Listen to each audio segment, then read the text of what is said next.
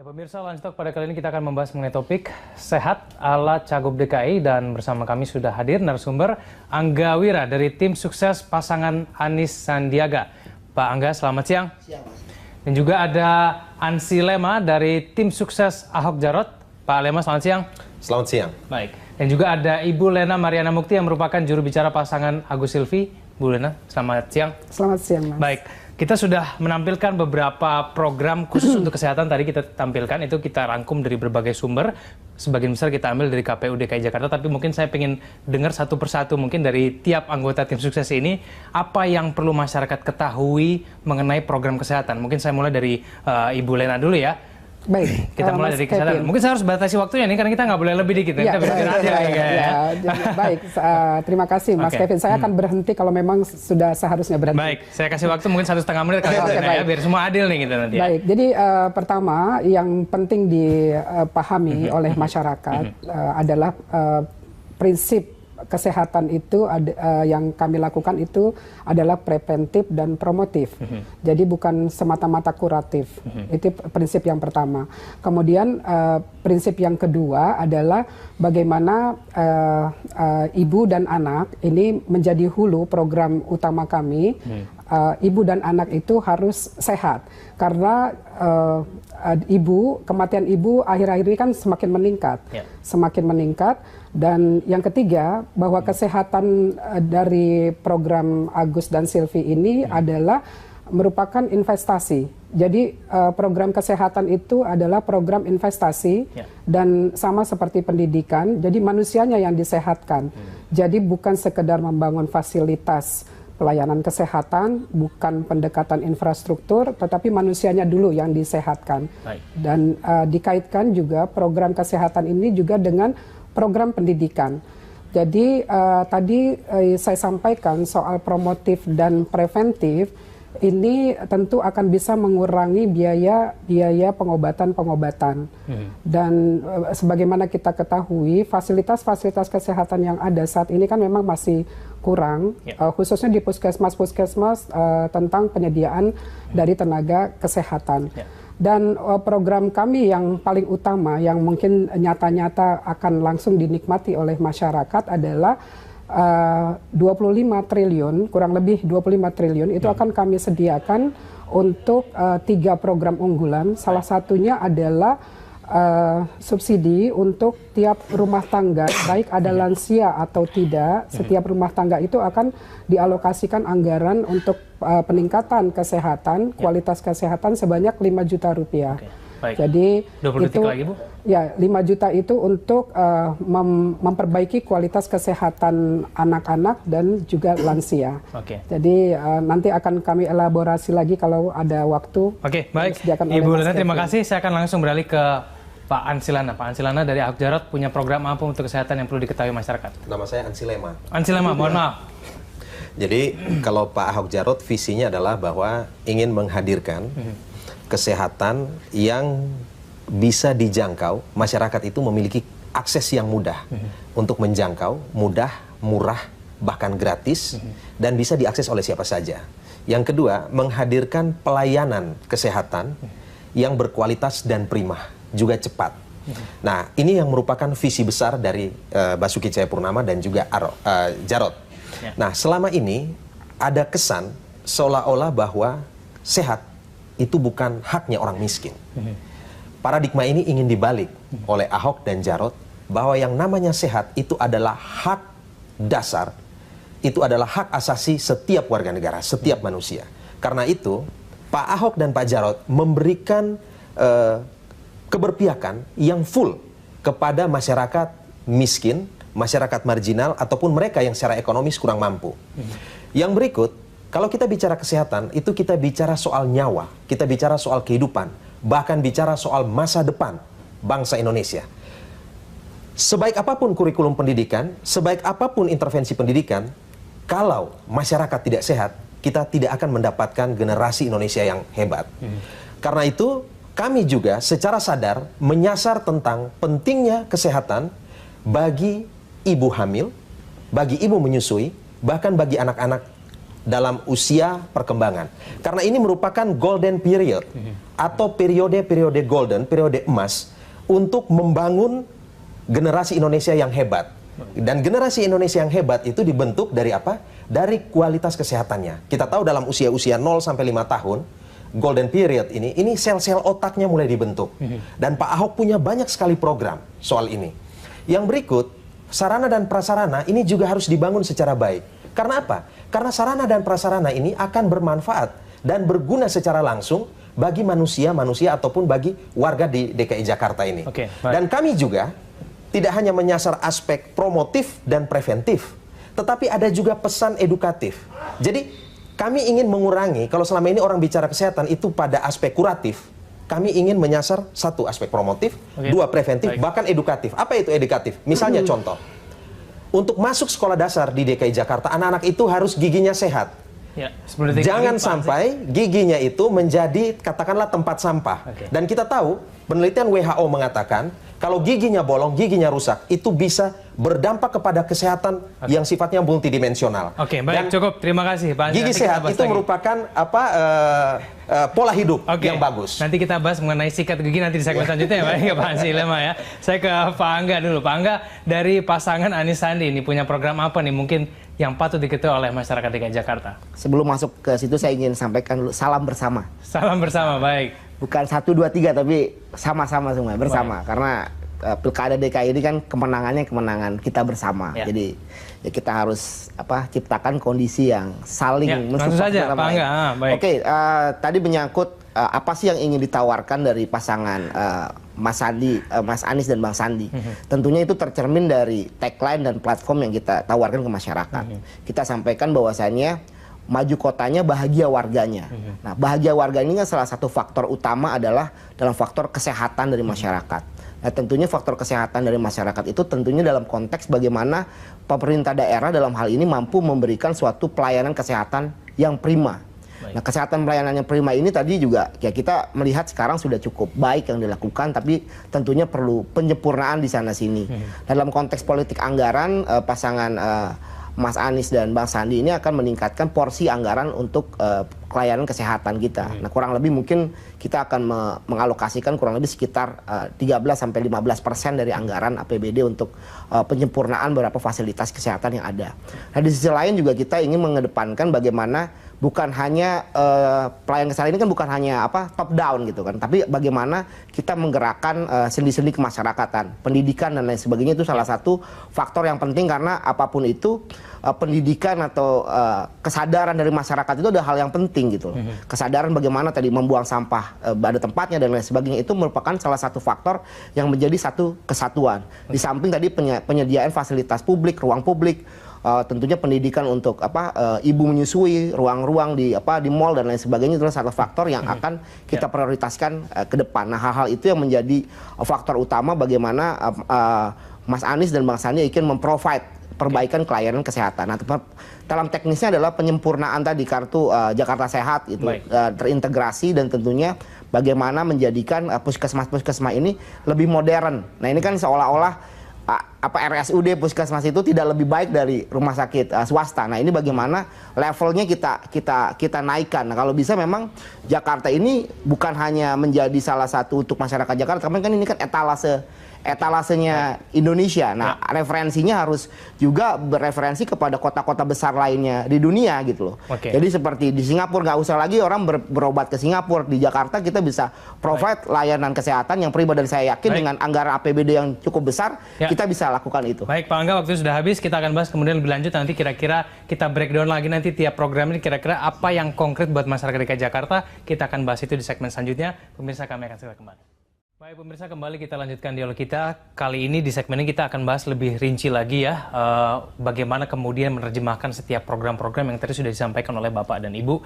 Mungkin saya pertama ke Ibu Lena dulu. Bu Lena tadi menyampaikan bahwa ada program untuk memperkuat ibu dan anak. Lalu kemudian saya juga mengutip dari website di KPU DKI Jakarta yang kemudian menyampaikan mengenai program Agus dan Silvi berkaitan dengan menyoroti lemahnya ketersediaan ruang publik yang berakibat jangka panjang terhadap kualitas dan kesehatan mental ini. Mewujudkan ini caranya bagaimana, Bu Lena? Ya, terima kasih. Jadi memang soal lingkungan ini kan menjadi problem sekarang ini ya. Jadi ketersediaan ruang publik yang mendukung program kesehatan ini semakin lama kan semakin berkurang dan juga lingkungan yang sehat yang itu menjadi prasyarat untuk manusia Indonesia, masyarakat Jakarta, penduduk Jakarta untuk menjadi sehat juga ketersediaannya makin kurang. Terlebih ruang terbuka hijau yang itu menjadi sumber oksigen yang di Undang-Undang Tata Ruang disebutkan minimal 30%, itu baru terpenuhi oleh Jakarta hanya sekitar 19%. Bahkan makin hari bukan meningkat tetapi makin menurun. Dan penyakit-penyakit yang ada sekarang ini, penyakit-penyakit infeksi, itu disebabkan oleh lingkungan yang buruk. Oleh karena itu, kita harus program kami adalah bagaimana menciptakan lingkungan yang sehat. Dan juga kita akan menghidupkan posyandu, kemudian jumantik. Jumantik ini kan makin akhir-akhir ini kan tidak dianggap penting, padahal penyakit-penyakit infeksi yang saya sebutkan tadi karena soal lingkungan yang tidak sehat, lingkungan yang buruk. Dan memang kalau sekarang kan hampir semua jalan-jalan di Jakarta ini tidak lagi tanah ya, sudah beraspal. Dan itu mengurangi bakteri-bakteri, penyakit-penyakit yang infeksius tadi. Dan oleh karena itu, sekali lagi program unggulan kita itu adalah membuat lingkungan yang sehat. Mohon maaf, saya harus memotong Bu Lena karena kita tampaknya terganggu. Kita harus menyiarkan secara langsung. Ada konferensi pers yang disampaikan langsung dari Polda Metro Jaya. Dan pemirsa, kita akan langsung melanjutkan dialog kita. Masih berkaitan dengan Pilkada DKI Jakarta. Kita sudah banyak terpotong tadi ya dengan berbagai informasi yang disampaikan oleh Polda Metro Jaya. Kita hanya sampaikan sedikit saja mungkin ya. Saya mungkin akan langsung ke Bang Lema. Kalau misalnya kita bicara mengenai unsur kesehatan, mungkin banyak masyarakat DKI Jakarta yang kalau kita diskusikan, mereka hanya pengen dua masalah utama, Bang Lema. Kemacetan dan kebanjiran. Tapi saya ingin tahu mungkin dari tiap tim sukses ini menganggap bahwa kesehatan itu prioritas keberapa sih sebetulnya? Penting nggak sih? Sama pentingnya nggak sih dengan macet dan banjir ini? Mungkin kalau Pak Ahok itu secara lugas dan tegas mengatakan, kalau disuruh pilih satu, yang paling penting itu adalah kesehatan. Mau kesehatan, bukan macet banjir? Kesehatan yang paling utama. Karena apa? Karena ini soal manusianya. Ya, dan masa depan Indonesia itu adalah di manusia, manpower. Kalau soal macet dan banjir itu akan nanti dibereskan oleh manusia-manusia yang sehat jasmani, rohani, dan sehat psikis. Ya, tadi kita bicara soal ruang yang sehat bagi kehidupan warga, yang dilakukan secara konkret oleh Pak Ahok. Dan ini sudah terbukti dan teruji loh ya. Itu relokasi warga yang hidup di bantaran sungai. Itu kan kehidupan yang semrawut, jorok dan kotor. Dipindahkan ya ke rusunawa-rusunawa ya. Pak Ahok ingin mentransformasi pola hidup yang kotor, jorok dan semrawut kepada pola hidup yang sehat. PHBS, pola hidup bersih dan sehat. Setelah masyarakat ditempatkan di rusun-rusun itu, mereka diberikan dokter pribadi. Setiap rusun itu ada satu dokter, ada perawat dan bahkan ada bidan. Kemudian Pak Ahok memberikan program. Setiap satu rusun? Ya. Pak Ahok memberikan program yang namanya ketuk pintu, layani dengan hati. Jadi ini yang dilakukan itu bukan lagi pendekatan yang sifatnya kuratif, tetapi preventif.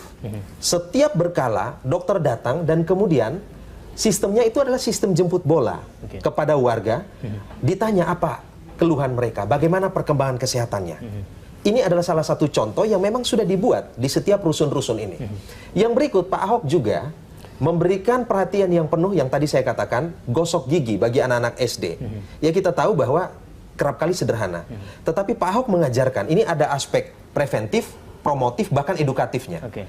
Harus gosok gigi sehingga gigi, mulut ini tidak menjadi tempat sampah dalam tanda petik. Karena kalau menjadi tempat sampah, ini akan menimbulkan penyakit yang bisa berhubungan kemana-mana. Penelitian WHO bahkan mengatakan kanker jantung itu terkait dengan kesehatan gigi. Dan Pak Ahok membiasakan ini dari anak-anak usia dini. Ya, yang berikut, yang juga penting, ini perhatian pada kaum perempuan. Pak Ahok memberikan vaksin kanker serviks, ya, kanker mulut rahim. Penelitian WHO mengatakan kematian perempuan paling banyak itu adalah karena kanker serviks ini. Dan Pak Ahok memberikan vaksin kepada anak usia ya kelas 5 SD.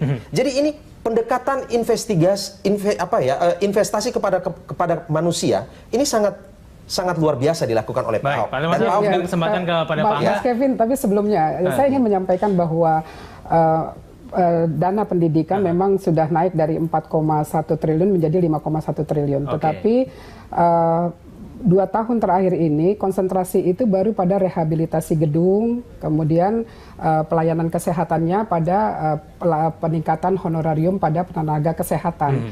Tetapi yang tadi saya sebutkan bahwa yang terutama promotif, kemudian preventif, termasuk juga kuratif, dan di dalamnya ada unsur pendidikan, itu yang mestinya menjadi unggulan dari program kesehatan siapapun calon gubernur yang nanti akan duduk sebagai gubernur. Oke, baik. Saya akan berikan kesempatan kepada Pak Angga. Nanti kita jeda iklan dulu ya, Bu Lena ya.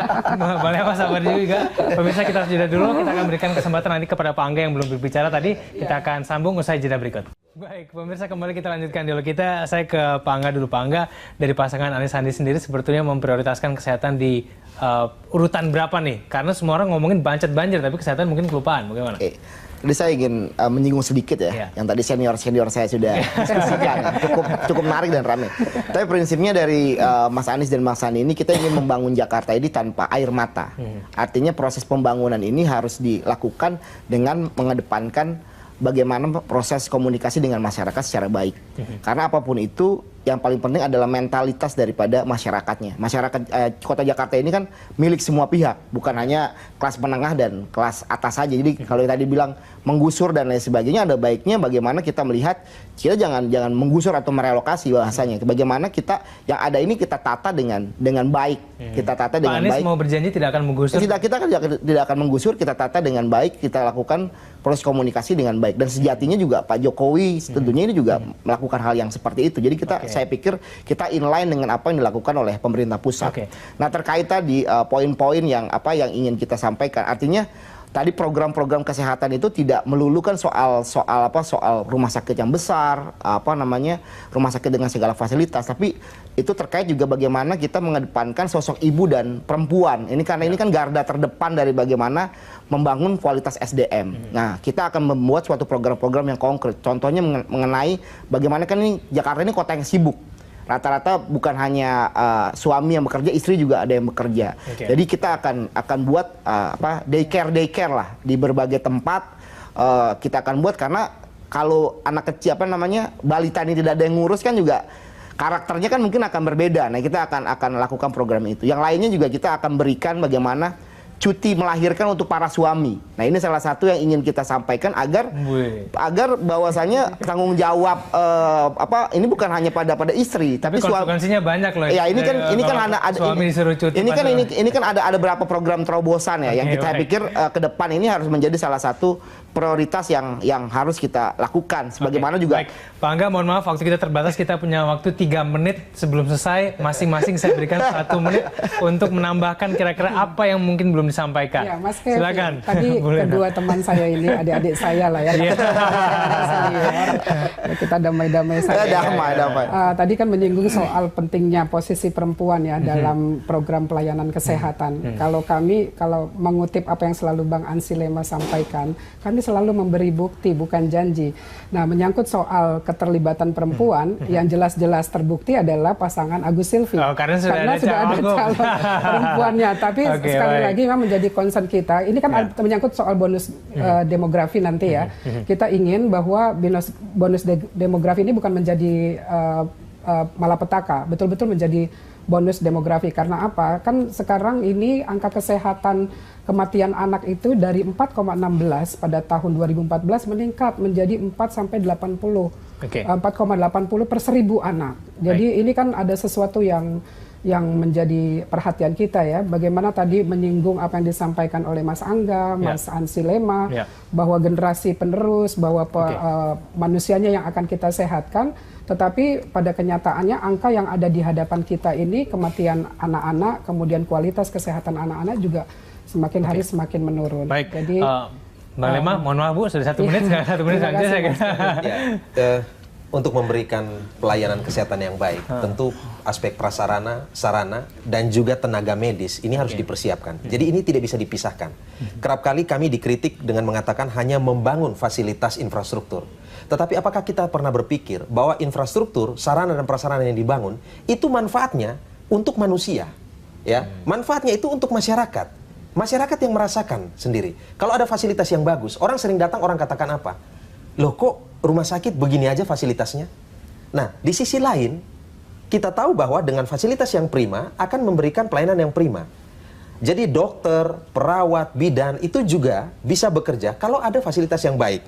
Yang pertama. Yang kedua, ada 19 puskesmas setingkat kecamatan yang ditingkatkan menjadi rumah sakit yang dilakukan oleh Basuki dan Jarot pada periode ini. Yang berikut, beberapa rumah sakit yang ada di Jakarta, ya saya sebut aja, misalnya rumah sakit umum di Koja, itu dibangun Tower A. Dan itu ada banyak sekali kamar yang dibangun dan kemudian masyarakat bisa mengakses itu. Berarti tidak hanya fokus terhadap tenaga, tapi tidak hanya fokus terhadap penunjang, ada satu hal, misalnya tadi sempat disinggung soal pasien kanker ya kalau tidak salah ya, Mbak Lena ya, yang ke RSCM itu loh. Yang semua banyak akhirnya harus ke situ. Nah, Pak Ahok beberapa waktu lalu dan sampai hari ini itu kan ingin memberdayakan yang namanya Rumah Sakit Sumber Waras. Ya, tapi itu pertimbangannya sebenarnya. Fasilitas kelas 3 sehingga itu bednya masih hanya sekitar 2.500. Rumah Sakit Sumber Waras itu maksudnya apa? Maksudnya supaya ya pasien-pasien ini semua bisa diarahkan ke situ. Karena apa? Karena RSCM yang adalah bukan milik Pemprov DKI itu sudah overload. Yang masuk ke situ bukan cuma warga Jakarta, tapi dari 500 kabupaten kota yang ada di Indonesia. Itu sudah di dalam konsiderasi dari Pak Ahok. Jadi Pak Ahok itu sudah visioner, harus dipersiapkan untuk Rumah Sakit Sumber Waras itu maksudnya. Untuk membangun Jakarta ini kan sebenarnya bukan hanya peran dari pemerintah daerah, tapi semua stakeholder dan membangun Jakarta ini secara bersama-sama. Tentunya ada peran dari rumah sakit swasta dan lain sebagainya. Concern utama dari kita mengenai program kesehatan ini tentunya adalah bagaimana sebenarnya penyerapan anggaran juga daripada implementasi kebijakan. Nah, kita lihat dari program Pak Ahok banyak terobosan-terobosan dilakukan, kita akui. Tapi dalam konteks realisasi anggaran dalam program kesehatan ini masih sangat jauh dari apa yang kita harapkan. Nah, tentunya ini problem utamanya yang kita lihat adalah proses komunikasi dengan stakeholder yang lain belum berjalan dengan baik. Nah, ini akan kita terus perbaiki nanti di bawah kepemimpinan Mas Anies dan Bang Sandi. Terobosan-terobosan ini akan kita lakukan secara terus-menerus. Yang baik kita teruskan, yang belum baik ya kita perbaiki sekarang. Baik. Pak Angga. Penyerapan anggaran itu naik terus loh. Dari 2013 hanya 190. Meskipun kalau kata Pak tadi belum ideal. Sekarang ini udah hampir 1 T. Jadi setiap tahun itu naik gitu loh. Baik, Pak Angga dan juga Bang Lema dan Bang Lena, terima kasih sekali. Suasana sudah menghangat, tapi sayang sekali waktu kita terbatas. Terima kasih atas waktunya. Selamat siang. Dan pemirsa, demikianlah Dialog Langsung pada hari ini. Anda bisa memberikan informasi dan saran kepada kami lewat email ini @berita1.tv.